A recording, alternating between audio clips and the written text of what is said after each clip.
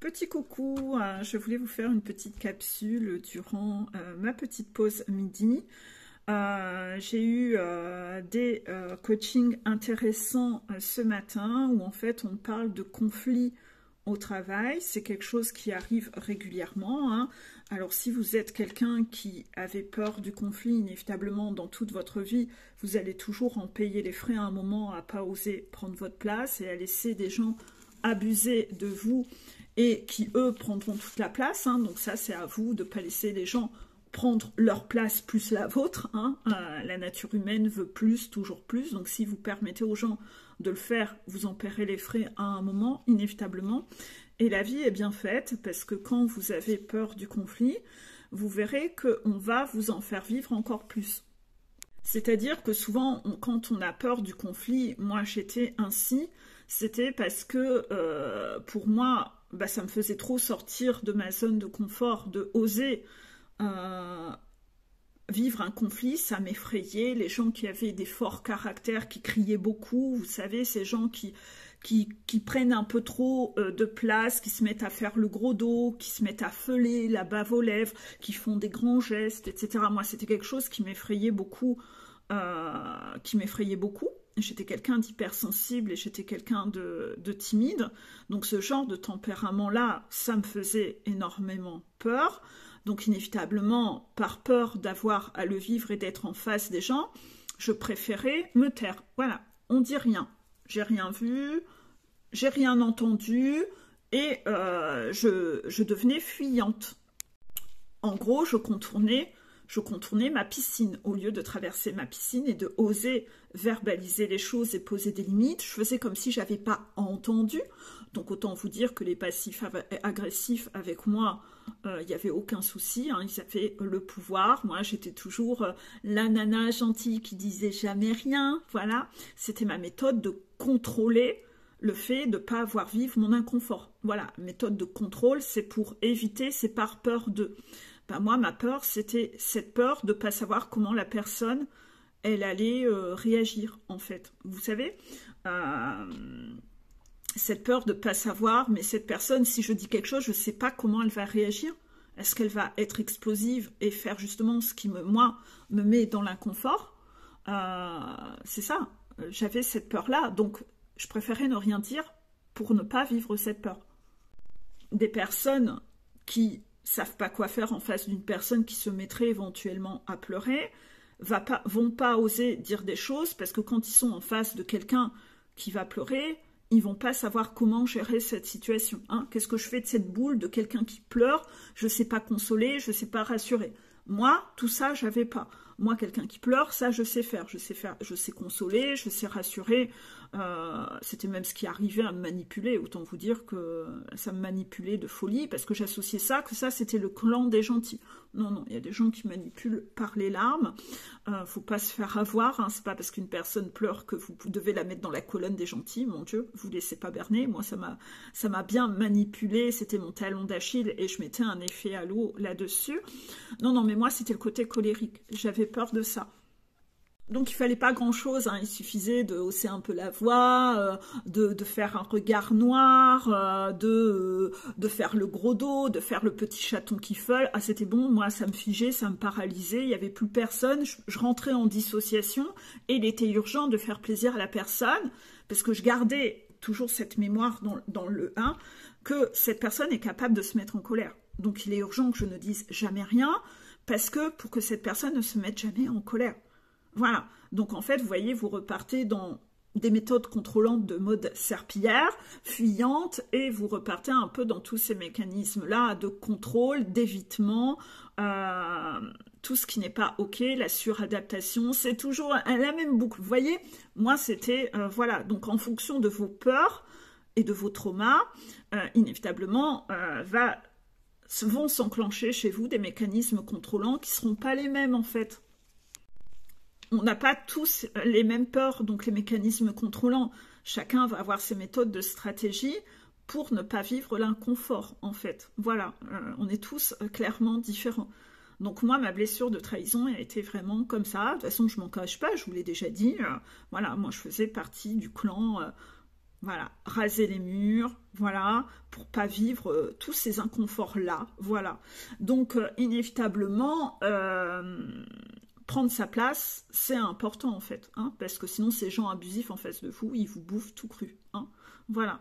Mais quand on vous demande de prendre la place, c'est pas pour autant qu'on vous demande de partir dans l'extrême, de prendre toute la place, hein. Quand on vous dit, voilà, et vous devez cohabiter avec les gens, hein, c'est pas rentrer dans des jeux de pouvoir en fait, hein, ça c'est toxique. Il faut pas que votre mécanisme contrôlant soit de partir dans l'autre extrême, parce que moi j'ai tous les tempéraments en coaching. Et chacun a un peu des méthodes contrôlantes différemment. Chacun a ses méthodes de contrôle qui n'ont rien à voir.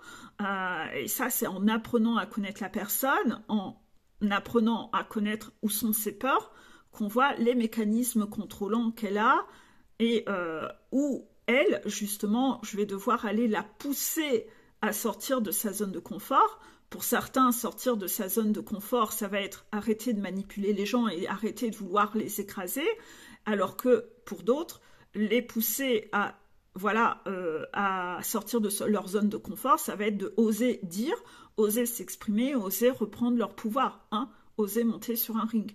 Et parfois, les personnalités sont très complexes, en fait. Les gens sont très complexes, ils peuvent très bien être belliqueux et avoir un fort caractère au travail et être des vrais serpillères chez eux. Et d'autres complètement l'inverse, être des serpillères au travail et être très belliqueux chez eux. Il y a de tout, il y a de tout. Après, vous allez avoir des tempéraments complexes qui, eux, seront très serpillères avec le conjoint. Mais avec les enfants, c'est des parents écrasants, des parents tyranniques et contrôlants qui veulent avoir du pouvoir sur les enfants et qui sont tyranniques avec leurs enfants. Voilà, donc en fait, c'est tout ça qu'il faut voir. Ils peuvent être complètement serpillères avec leurs parents et puis être tyranniques avec leurs enfants parce qu'il y a cette duplication de soumission. Moi, je suis la serpillière de mes parents et toi, maintenant, toi, tu seras ma serpillière à moi. Donc, en fait, c'est qu'en communiquant avec les gens et en apprenant à les connaître qu'on voit où sont leurs mécanismes à eux. En tout cas, la vie va toujours vous ramener ce que vous avez besoin de vivre pour sortir de tous vos mécanismes qui ne sont pas équilibrés, qui sont trop en excès dans un sens ou dans un autre. Et finalement, je voulais vous parler de choses très importantes au travail, mais le travail, ça va être une aire de jeu. C'est une aire de jeu où vous allez aussi avoir des défis pour travailler tout ça, pour être dans l'équilibre avec les gens. Parfois, vous allez devoir reprendre votre pouvoir avec des gens et reprendre votre pouvoir avec des personnes abusives en face de vous. Observez toujours les effets miroirs, hein, soyez toujours dans ce jeu de l'humilité, mais relevez le défi. Il y a un défi à relever et puis après au soir au calme dans votre canapé, analysez s'il y a des effets miroirs et si vous-même vous avez fait ça avec quelqu'un, hein, pour comprendre pourquoi est-ce que j'ai dû le vivre. Voilà. Et qu'est-ce que j'ai à développer là-dedans. Est-ce que moi je l'ai fait avec quelqu'un? C'est la première question.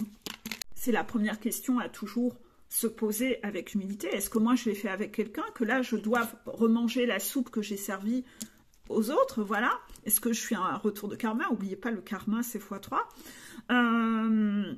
Est-ce que je l'ai fait avec quelqu'un et que c'est pour ça que là, j'ai dû vivre une situation triple en intensité ou que je vais le vivre avec 3 personnes différentes? Ou est-ce que je n'ai toujours pas assez développé un côté de ma boule à facettes, que j'ai besoin de vivre ces entraînements-là parce que je ne relève pas mes défis et je ne sors pas de ma zone de confort, je fais comme j'ai toujours fait, je suis trop rigide, je suis encore dans mes mécanismes contrôlants où j'essaye d'éviter de contourner ma piscine parce que j'ai une peur bleue et que je fais encore le choix de la peur au lieu de faire le choix du cœur. C'est les jeux, ces questions-là que vous devez vous poser le soir en toute humilité, c'est qu'est-ce que j'ai à en tirer de ça, qu'est-ce que j'ai à nettoyer et est-ce qu'à tout hasard je l'ai fait, est-ce qu'il y a un effet miroir? Voilà, ça va vous aider à rester dans cette humilité-là. Souvent, voyez ça comme une série télévisée. C'est qu'une fois que vous aurez croisé le chemin de cette personne qui vous a fait travailler ce que vous aviez à travailler, cette personne va disparaître de votre champ de vision. Donc, quand au travail, vous vivez beaucoup de problèmes, vous verrez qu'une fois que vous n'avez plus à travailler cet aspect de votre personnalité qui était à développer avec cet acteur en face, cette personne va disparaître, mutation, quitter le job, changement de service. C'est toujours ainsi que ça a eu lieu. C'est parce que vous n'avez plus rien à travailler avec cette personne, c'est bon, l'entraînement est terminé.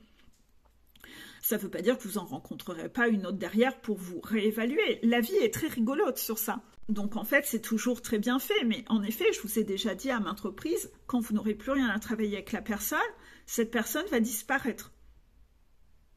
Elle fera plus partie de votre vie, c'est ça. Et bien en fait, observez, ce matin encore en consultation, les gens m'ont dit, c'est fou, tu m'avais dit que ça arrivait, et ben j'ai vraiment vu. J'ai arrêté de... Voilà, cette personne, elle est mutée autre part. Ouais, voilà. Une fois que vous aurez relevé vos défis, cette personne, elle va disparaître. Vous n'avez pas besoin de fuir. Hein. De toute façon, si vous allez fuir pour ne pas avoir à traverser votre piscine, dans le job suivant, vous recroiserez des copier-coller, les mêmes clones, les mêmes sosies. Pourquoi? Parce que vous avez quelque chose à travailler. Voilà, donc restez dans le jeu de l'humilité. C'est un jeu, c'est un game. Relevez les défis. Voilà, donc c'est tout ça qu'on s'amuse à faire en coaching. Voilà, donc regardez bien les stories et mes articles sur Facebook, d'accord? Je ne les mets pas sur Insta, c'est voulu, c'est volontaire. Tout ce que je poste est sur Facebook et pas sur Insta. Voilà, sur Insta, il n'y a pas tout. Hein, il n'y a pas tout, non. C'est volontaire. Voilà, belle journée.